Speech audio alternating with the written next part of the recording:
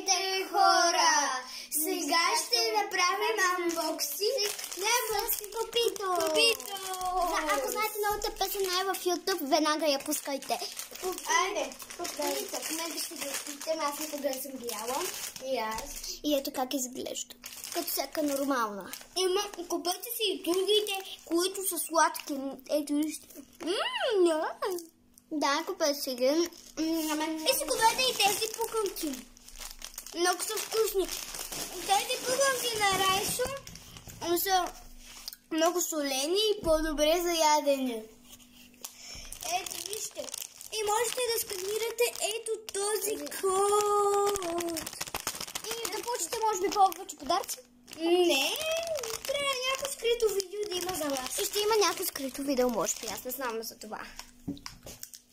Вижте колко са вкусни. Ето това се казва.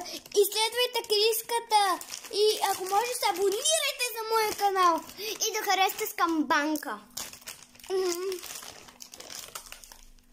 Чики, чики, чики, чики, бум, бум, бум. Чики, бум, бум, бум. Ето колко е яка тази опаковка. Ето вижте. Да. И също, ако имате PlayStation 5, можете да си купите, който обича и е фен на футбола, да си купи. И ще правим още анбоксинг сега. И също в FIFA 26 вече, който е от България или от други държави, ще му има държавата.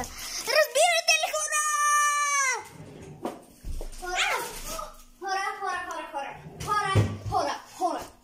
Хора. Има близалка, която съм много яка. Аз съм я пробвала. Където ти бука гърлото и... Да, много. И сега И сега може сега да направим още един анбоксинг, ако поискам. Има едни бомбончета. Може сега тях да ги опитаме. Последно.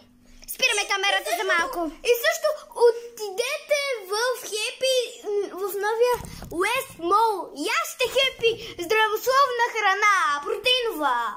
И хора, за последно ще отваряме тия бомбони. Айде да ги отваряме бързо. Преди да е свършило времето.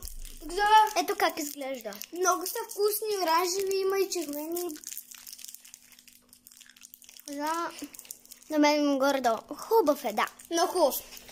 Обичаме ви, хора, изпираме видеото. Чао! След малко, бай-бай. Обичаме ви, чао! Хайде, Благоевград и София!